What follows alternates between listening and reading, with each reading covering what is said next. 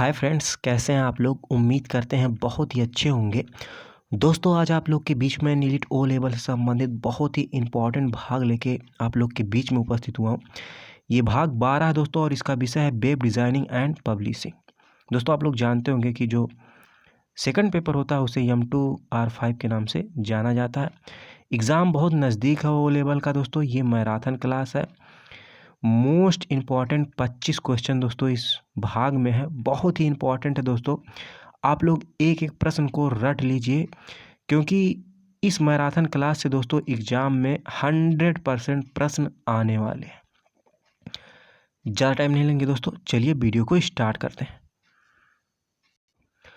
दोस्तों, प्रश्न 1 आप लोग की स्क्रीन पे ये रहा, आप लोग यहाँ पे देख सकते हैं। प्रश्न 1 कह रहा है दोस्तों कि वेब पृष्ठ डैश टैग के साथ आरंभ होते हैं। ऑप्शन ए कह रहा है बॉडी टैग, ऑप्शन बी कह रहा है टाइटल टैग, ऑप्शन सी कह रहा है HTML और ऑप्शन डी कह रहा है फॉर्म टैग। तो दोस्तों, आप लोग याद रखिएगा कि जो HTML में हम लोग प्रोग्रामिंग करते हैं उसका प्रारंभ हो या अंत हो, वो होता है HTML टैग से। तो इस प्रश्न का राइट आंसर हो जाएगा ऑप्शन सी, HTML टैग। चलिए अगला प्रश्न देखते हैं। दोस्तों, प्रश्न 2 आप लोग की स्क्रीन पे ये रहा, आप लोग देख सकते हैं। ये प्रश्न दोस्तों कई बार एग्जाम में पूछा जा चुका, मोस्ट इम्पॉर्टेंट दोस्तों प्रश्न है ये प्रश्न दोस्तों कह रहा है कि HTML का पूर्ण रूप क्या है। बहुत ही दोस्तों आसान प्रश्न है। तो इस प्रश्न का राइट आंसर होगा ऑप्शन बी, यानी कि hyper text markup language. HTML के माध्यम से दोस्तों वेब पेज तैयार किया जाता है, ये भी आप लोग याद रखिएगा। चलिए अगला प्रश्न देखते हैं। दोस्तों, प्रश्न 3 आप लोग की स्क्रीन पे ये रहा, आप लोग देख सकते हैं। प्रश्न 3 कह रहा दोस्तों कि मेटा टैग्स डैश में होता है। ऑप्शन ए कह रहा हेड, ऑप्शन बी कह रहा टाइटल, ऑप्शन सी कह रहा बॉडी और ऑप्शन डी कह रहा फॉर्म। मेटा टैग दोस्तों क्या होता है, थोड़ा सा समझ लीजिए। मेटा टैग HTML के एक एलिमेंट होते हैं जो सर्च इंजन को पेज के कंटेंट के बारे में बताते हैं। तो दोस्तों इस प्रश्न का राइट आंसर होगा ऑप्शन ए, यानी कि head tag. Meta tag head में होता है। तो इस प्रश्न का राइट आंसर हो जाएगा दोस्तों ऑप्शन ए। चलिए अगला प्रश्न देखते हैं। दोस्तों, प्रश्न 4 आप लोग की स्क्रीन पे ये रहा, आप लोग यहाँ पे देख सकते हैं। बहुत ही इंपॉर्टेंट प्रश्न है दोस्तों। प्रश्न 4 कह रहा कि टेक्स्ट को बोल्ड करने के लिए HTML टैग कौन सा है। तो दोस्तों इस प्रश्न का राइट आंसर होगा ऑप्शन ए, यानी कि बी टैग। जब भी दोस्तों बात होगी टेक्स्ट को बोल्ड करने के लिए तो हम लोग प्रयोग करते हैं बी टैग। यदि टेक्स्ट को इटैलिक करना हो तो आई टैग का प्रयोग करते हैं। टेक्स्ट को अंडरलाइन करना है तो यू टैग का प्रयोग करते हैं। टेक्स्ट का साइज बड़ा करना हो तो बिग टैग का प्रयोग करते हैं। कुछ टैग हैं दोस्तों, ये बहुत ही इंपॉर्टेंट है, एक एक टैग आप लोग याद रखिएगा। तो इस प्रश्न का राइट आंसर होगा ऑप्शन ए, यानी कि बी टैग। चलिए अगला प्रश्न देखते हैं। दोस्तों, प्रश्न 5 आप लोग की स्क्रीन पे ये रहा, आप लोग यहाँ पे देख सकते हैं। ये प्रश्न दोस्तों कह रहा कि HTML डॉक्यूमेंट में पहला टैग कौन सा होना चाहिए। ऑप्शन ए कह रहा हेड टैग, ऑप्शन बी कह रहा टाइटल टैग, ऑप्शन सी कह रहा है HTML और ऑप्शन डी कह रहा है डॉक्यूमेंट। तो दोस्तों इस प्रश्न का राइट आंसर होगा ऑप्शन सी, यानी कि HTML टैग। चलिए दोस्तों अगला प्रश्न देखते हैं। दोस्तों, प्रश्न 6 आप लोग की स्क्रीन पे ये रहा, आप लोग यहाँ पे देख सकते हैं। और इस तरीके के प्रश्न दोस्तों ओ लेवल के एग्जाम में बहुत पूछे जाते हैं। प्रश्न 6 कह रहा दोस्तों कि सबसे छोटे आकार की हेडिंग के लिए किस टैग का प्रयोग किया जाता है। ऑप्शन ए दोस्तों कह रहा है H6, ऑप्शन बी कह रहा है H1, ऑप्शन सी कह रहा है H2 और ऑप्शन डी कह रहा है H8। तो दोस्तों जब भी बात होगी सबसे छोटी हेडिंग की, तो किस टैग का प्रयोग करते हैं? H6 का। यानी कि दोस्तों इस प्रश्न का राइट आंसर होगा ऑप्शन ए। जब बात होती दोस्तों सबसे बड़े हेडिंग की, आकार में सबसे छोटे की नहीं बल्कि बड़े हेडिंग की, तब दोस्तों राइट आंसर होता H1। चलिए अगला प्रश्न देखते हैं। दोस्तों प्रश्न 7 आप लोग की स्क्रीन पे ये रहा, आप लोग यहाँ पे देख सकते हैं। बहुत ही इंपॉर्टेंट प्रश्न है दोस्तों ये। प्रश्न 7 कह रहा है दोस्तों कि HTML में अनऑर्डर लिस्ट के लिए किस टैग का प्रयोग किया जाता है? ऑप्शन ए कह रहा OL टैग, ऑप्शन बी कह रहा UL टैग, ऑप्शन सी कह रहा DL टैग, ऑप्शन डी कह रहा UO टैग। तो दोस्तों जब भी बात होगी अनऑर्डर्ड की तो वहाँ टैग होता है UL टैग, यानी कि इस प्रश्न का राइट आंसर होगा ऑप्शन बी। जब बात होती दोस्तों ऑर्डर लिस्ट की तो वहाँ टैग प्रयोग करते OL टैग, यानी कि प्रश्न का उत्तर हो जाता ऑप्शन ए। लेकिन यहाँ पे बात हो रही है दोस्तों अनऑर्डर लिस्ट की, तो इस प्रश्न का राइट आंसर होगा ऑप्शन बी, यानी कि UL टैग। चलिए अगला प्रश्न देखते हैं। दोस्तों प्रश्न 8 आप लोग की स्क्रीन पे ये रहा, मोस्ट इंपॉर्टेंट प्रश्न है दोस्तों। ये प्रश्न दोस्तों कह रहा है कि डैश टैग का प्रयोग पैराग्राफ के आरंभ को चिन्हित करने के लिए किया जाता। ऑप्शन ए कह रहा है TD टैग, ऑप्शन बी कह रहा है BR टैग, ऑप्शन सी कह रहा है P टैग और ऑप्शन डी कह रहा है TR टैग। जब भी बात होगी दोस्तों पैराग्राफ की, वहाँ पे किस टैग का प्रयोग किया जाता है? P टैग का, यानी कि इस प्रश्न का राइट आंसर हो जाएगा ऑप्शन सी, P टैग। जब भी दोस्तों बात होगी लाइन ब्रेक करने के लिए टैग की, तो वहाँ पे प्रयोग होता है BR टैग। ये भी आप लोग याद रखिएगा। चलिए अगला प्रश्न देखते हैं। दोस्तों प्रश्न 9 आप लोग की स्क्रीन पे ये रहा, मोस्ट इंपॉर्टेंट प्रश्न है दोस्तों ये भी। ये प्रश्न दोस्तों कह रहा है कि निम्नलिखित में से कौन सा एक कंटेनर है? कंटेनर को दोस्तों आप लोग समझ लीजिए, बहुत ही इंपॉर्टेंट चीज़ है ये विषय। कंटेनर में क्या होता है कि इसमें ओपनिंग टैग भी होता है और क्लोजिंग भी टैग होता है, उसी को कंटेनर टैग कहा जाता है। तो ये कह रहा है दोस्तों कि कौन सा एक कंटेनर है, तो इस प्रश्न का राइट आंसर होगा ऑप्शन डी, यानी कि ए बी दोनों। कंटेनर के अंतर्गत दोस्तों सेलेक्ट भी आता है और बॉडी भी आता है, तो इस प्रश्न का राइट आंसर हो जाएगा दोस्तों ऑप्शन डी। चलिए अगला प्रश्न देखते हैं। दोस्तों प्रश्न 10 आप लोग की स्क्रीन पे ये रहा, आप लोग यहाँ पे देख सकते हैं। प्रश्न 10 कह रहा है दोस्तों कि एक नई लिस्ट आइटम बनाने तथा एक हाइपरलिंक को शामिल करने के लिए प्रयोग किया जाने वाला टैग है, कौन सा टैग है? तो दोस्तों जब भी बात होगी लिस्ट की तो वहाँ पे होता है LI टैग, यानी कि दोस्तों इस प्रश्न का राइट आंसर हो जाएगा ऑप्शन ए, LI टैग। चलिए अगला प्रश्न देखते हैं। दोस्तों प्रश्न 11 आप लोग की स्क्रीन पे ये रहा, आप लोग यहाँ पे देख सकते हैं। प्रश्न 11 कह रहा है दोस्तों कि HR टैग का उपयोग किस लिए किया जाता है? ऑप्शन ए करा लाइन ब्रेक, ऑप्शन बी करा हॉरिजॉन्टल रो, ऑप्शन सी करा हेडिंग और ऑप्शन डी करा अंडरलाइन। दोस्तों मैं बता चुका हूँ, लाइन ब्रेक के लिए होता है BR टैग, और दोस्तों HR टैग का प्रयोग होता है किसके लिए? आप लोग बहुत ही इंपॉर्टेंट दोस्तों ये प्रश्न है, तो इस प्रश्न का राइट आंसर हो जाएगा ऑप्शन बी, यानी कि हॉरिजॉन्टल रो के लिए। जब भी बात होगी दोस्तों तो वहाँ पे होगा HR टैग, तो इस प्रश्न का राइट आंसर हो जाएगा दोस्तों ऑप्शन बी। चलिए अगला प्रश्न देखते हैं। दोस्तों प्रश्न 12 आप लोग की स्क्रीन पे ये रहा, मोस्ट इंपॉर्टेंट दोस्तों प्रश्न है ये, और ये प्रश्न दोस्तों O लेवल के एग्जाम में आ चुका है। प्रश्न 12 कह रहा दोस्तों कि CSS का पूरा नाम क्या होता है? CSS क्या होता है दोस्तों, इसे आप लोग समझ लीजिए, मोस्ट इंपॉर्टेंट है।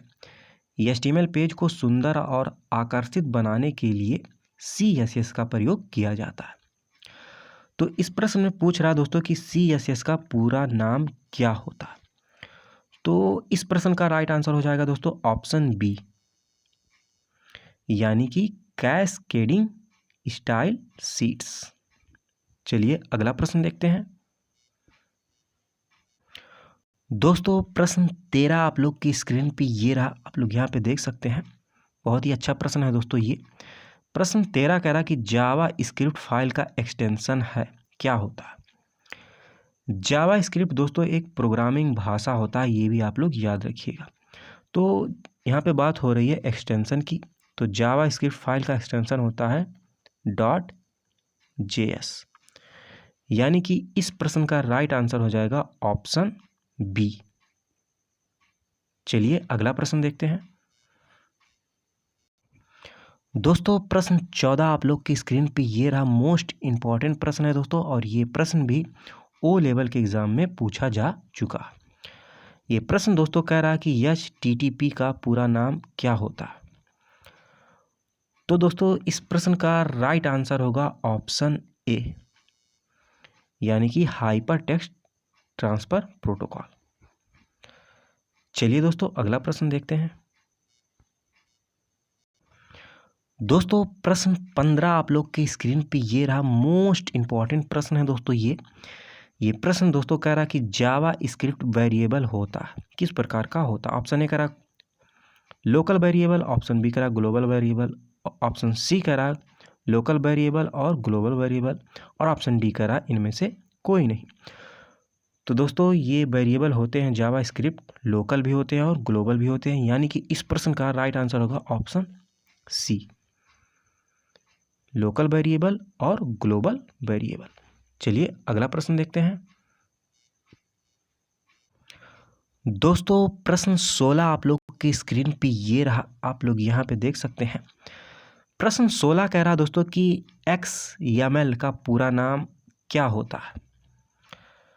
तो दोस्तों इस प्रश्न का राइट आंसर हो जाएगा ऑप्शन सी, यानी कि एक्सटेंसिबल मार्कअप लैंग्वेज। चलिए अगला प्रश्न देखते हैं। दोस्तों प्रश्न 17 आप लोग की स्क्रीन पे ये रहा, आप लोग यहाँ पे देख सकते हैं। मोस्ट इंपॉर्टेंट प्रश्न है दोस्तों, वेरी वेरी इंपॉर्टेंट दोस्तों ये प्रश्न है। प्रश्न 17 कह रहा है कि दोस्तों TR, TD और TH के लिए मुख्य कंटेनर है। ऑप्शन ए कह रहा टेबल, ऑप्शन बी कह रहा बॉडी, ऑप्शन सी कह रहा हेड, ऑप्शन डी कह रहा HTML। तो दोस्तों ये होते हैं मुख्य कंटेनर टेबल के लिए। मोस्ट इंपॉर्टेंट दोस्तों ये है, यानी कि इस प्रश्न का राइट आंसर हो जाएगा ऑप्शन ए, टेबल टैग। चलिए अगला प्रश्न देखते हैं। दोस्तों प्रश्न 18 आप लोग की स्क्रीन पे ये रहा, आप लोग यहाँ पे देख सकते हैं। मोस्ट इंपॉर्टेंट प्रश्न है दोस्तों ये प्रश्न दोस्तों कह रहा कि गूगल क्रोम क्या होता है? ऑप्शन ए कह रहा है सर्च इंजन, ऑप्शन बी कह रहा वेब ब्राउज़र, ऑप्शन सी कह रहा है HTML पेज, और ऑप्शन डी कह रहा उपरोक्त सभी। तो दोस्तों गूगल क्रोम जो होता है वो वेब ब्राउज़र होता है।